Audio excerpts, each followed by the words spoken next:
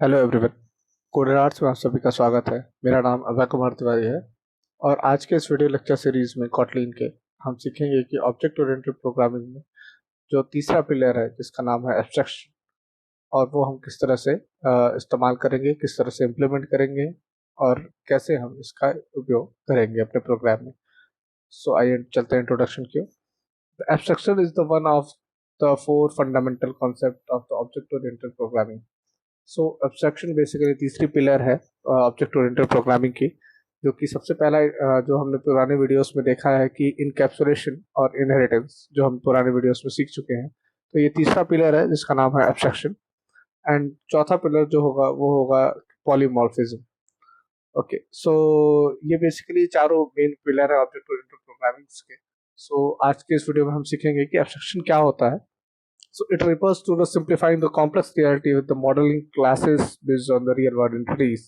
जैसा कि हम जानते हैं कि ये बेसिकली सिंप्लीफाई करता है जो कि बाहरी दुनिया में जो भी कॉम्प्लेक्स चीज़ें हैं वो क्लासेस के थ्रू रैप अप करके रियल वर्ल्ड एंटिटीज या रियल वर्ल्ड प्रॉब्लम को सॉल्व किया जा सकता है, जिसको बोलते हैं एब्स्ट्रैक्शन। सो हम एब्स्ट्रैक्शन का यूज क्यों करते हैं? So basically, abstraction reduces the complexity by showing only the necessary feature of an object।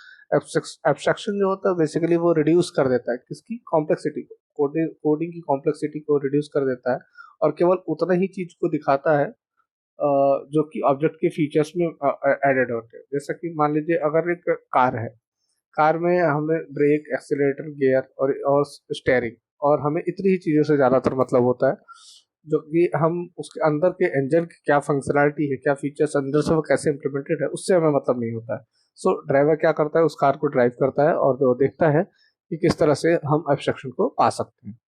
सो ये होता है basically abstraction.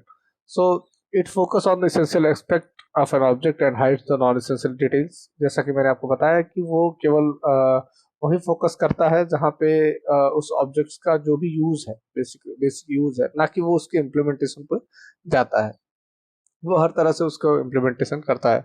Encourage the separation of concern and modular design.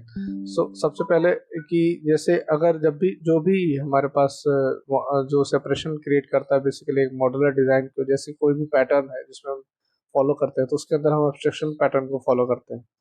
सो ये उसके लिए भी इस्तेमाल किया जाता है। सो बेसिकली हम एब्स्ट्रैक्शन को अचीव कैसे करते हैं, उसके लिए दो तरीके हैं। सबसे पहले तो हम बता रहे हैं कि एब्स्ट्रैक्ट क्लासेस की मदद से हम एब्स्ट्रैक्शन को अचीव कर सकते हैं अपने प्रोग्राम में। सो एब्स्ट्रैक्ट क्लासेस क्या होती है? In which there are an abstract class is a class that can not be इंस्टेंशिएटेड।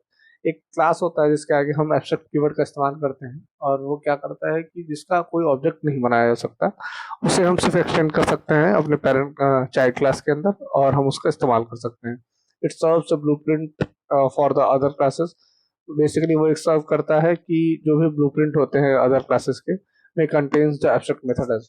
मतलब उसके अंदर एक कुछ ऐसे इनकम्प्लीट मेथड होती है जिसमें सिर्फ डेफिनेशन, जिसमें मेथड का डिक्लेरेशन होता है, डेफिनेशन हम उसको चाइल्ड क्लास के अंदर देते हैं। सो आइए हम प्रोग्राम की मदद से देखते हैं कि किस तरह से हम किसी भी एब्स्ट्रैक्ट क्लास का यूज करते हैं। सो इसके यहाँ पे मैंने कुछ प्रोग्राम लिख रखे हैं जो कि आप देख सकते होंगे। मेरे पास दो क्लास है, ठीक है, और इसका नाम रख दिया मैंने सेव। और इसके अंदर एक और एब्स्ट्रैक्ट फंक्शन है जो कि इनकम्प्लीट है, जहाँ पे मैंने सिर्फ फंक्शन को डिक्लेयर किया है, इसकी बॉडी नहीं दी है।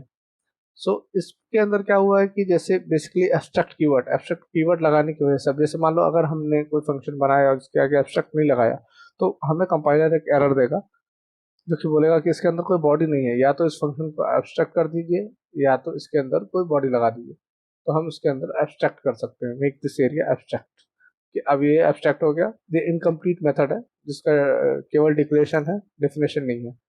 तो इस फंक्शन का इस्तेमाल जैसे इस क्लास का इस्तेमाल सेप, और एक क्लास बना लिया हमने सर्कल, सर्कल के अंदर हमने दे दिया एक सेप। अब हर किसी भी सेप का एक एरिया होगा, तो वो एरिया निकालने के लिए हम इसके अंदर एक ओवरराइडिंग मेथड इसके थ्रू ओवरराइड कर रहे हैं। जैसे कि जैसे हम सेप को एक्सटेंड करेंगे तो इसका हमें ओवरराइडिंग मिलेगा और इसको ओवरराइड करने के बाद हम इसको जिस तरह से चाहें उस तरह से इस्तेमाल कर सकते हैं। सो जैसे हम इसको सर्कल डॉट एरिया पे हम क्लिक करते हैं या फिर जस्ट हम सिर्फ एक वेरिएबल में लेते हैं, जैसे मान लीजिए हमने यहाँ पे ले लिया वैल, एरिया इसके अंदर हमने डाल दिया और हम क्या करते हैं, इसको हम कर देते हैं प्रिंट, प्रिंट में एरिया।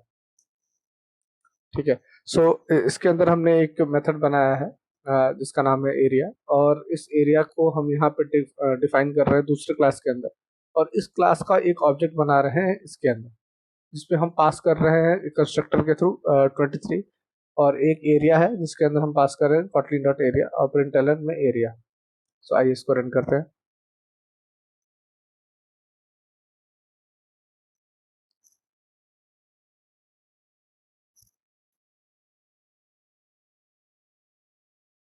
देखिए हमें एरिया में ये डबल वैल्यू मिल रही है, जबकि हम इसके अंदर 23 डाले हैं, तो बेसिकली पाई आर स्क्वायर जो एरिया होता है सर्कल का, वो हम इसमें से कॉट कर रहे हैं। सो अगर हम इसका एरिया जस्ट 2 दे दें तो 2 टू द 4, और मैथ में 22/7 से मल्टीप्लाई करेंगे जो कि पाई की वैल्यू होती है। सो हमें इसका एरिया मिलेगा सर्कल का, देखिए 12.56, और ये हमें एरिया मिलता है।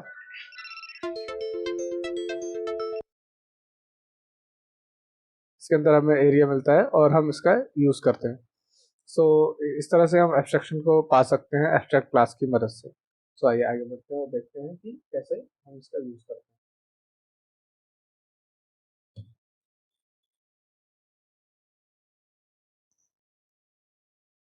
सो ये था एब्स्ट्रैक्ट क्लास का एग्जांपल, जो हम अपने किस तरह से हम एब्स्ट्रैक्ट क्लास का बनाते हैं और उस तरह से हम एब्स्ट्रैक्शन अपने प्रोग्राम के अंदर अचीव करते हैं। सो एक हमारे पास दूसरा मेथड भी है जिसका नाम है इंटरफेस। हम इंटरफेस की मदद से भी कोई भी एब्स्ट्रैक्ट मेथड क्रिएट कर सकते हैं, और बेसिकली इंटरफेस एक ऐसा ब्रिज है जो कम्युनिकेट करता है यूआई से या फिर बैकएंड से। सो इन दोनों के बीच में जो कनेक्शन बनता है, जो लॉजिक और यूआई के बीच में जो कनेक्शन बनता है, वो हम बेसिकली इंटरफेस के थ्रू करते हैं। सो बेसिकली क्या है, an interface is the contract define the set of method implementing classes must provide. So जो भी इंटरफेस होता है उसको हम अपने क्लास में इम्प्लीमेंट करते हैं, और वो क्या करता है कि उसके भी सारे मेथड्स को हम ओवरराइड कर लेते हैं। उस ओवरराइड के अंदर जैसे हमने एब्स्ट्रैक्ट क्लास के अंदर किया था वैसे ही सेम टू सेम इसमें भी करते हैं। So interface allow the multiple inheritance in the Kotlin. जैसे कि हम जानते हैं कि जावा और कॉटलिन मल्टीपल इनहेरिटेंस सपोर्ट नहीं करता है। सो इस चीज का एक अल्टरनेटिव हमारे पास आया है जिसका नाम है इंटरफेस। ओके। सो आइए देखते हैं हम इंटरफेस का क्या कैसे यूज कर सकते हैं। सो यहाँ पे देख सकते हैं कि मैंने पहले ही एक इंटरफेस बना रखा है। सो इस कोड को कमेंट करते हैं। तो ठीक है, अब इसके पास हमने एक इंटरफेस बनाया है जिसका नाम है ड्राइवेबल। ओके, इसमें एक दो फंक्शन है, एक स्टार्ट है और एक स्टॉप है। हमने क्लास बनाई है कार। कार को हमने इसको फंक्शन को ओवरराइड किया है, और जिसमें हम बोलते हैं कि कार का फंक्शन स्टार्ट हो रहा है, कार क्रिएट हो रही है, कार स्टार्ट हुई है और कार स्टॉप हुई है। इन दोनों फंक्शन को जैसे ही हमने इम्प्लीमेंट किया है, वो हमें ये चीज़ें इस इंटरफेस को जैसे ही यहाँ पे इम्प्लीमेंट किया है हमने, और तब तुरंत दोनों ही क्लासेस में यहाँ पे डिक्लेरेशन भी हमने बॉडी दे रखी है। सो जैसे ही हम इसको बनाते हैं, जैसे मान लीजिए हमने बनाया ऑब्जेक्ट इसका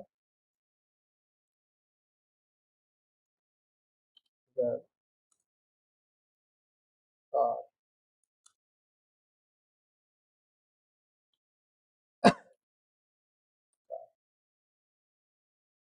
ठीक है, और हम इसको एग्जीक्यूट करते हैं।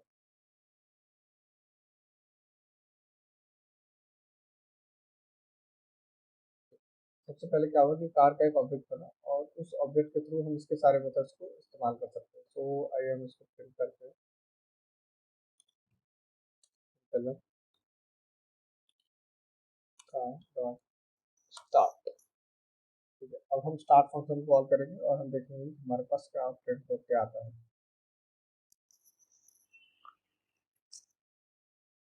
देखिए car started kotlin dot unit. Okay, अब हम इसके अंदर एक और प्रिंटर मेथड लगाते हैं,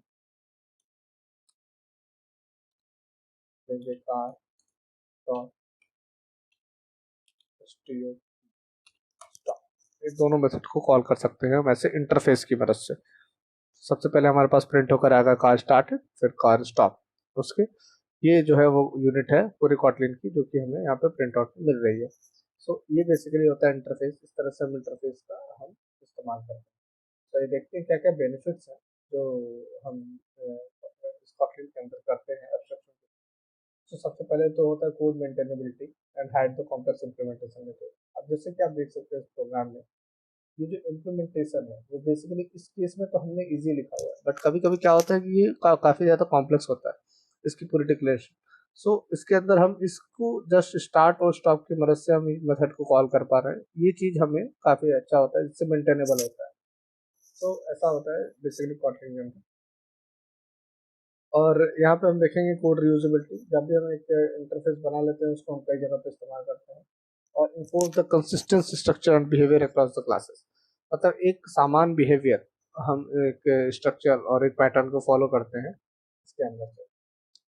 तो अगर आप भी एब्स्ट्रक्शन में कोई भी प्रोग्राम या फिर कुछ भी सॉल्व करने की कोशिश कर रहे हैं और अगर आप कुछ भी प्रकार की मदद की आवश्यकता है, तो आप हमारे दिए गए ईमेल आईडी पे हमसे संपर्क कर सकते हैं। हमारी टीम आपकी ज़रूर मदद करेगी। धन्यवाद।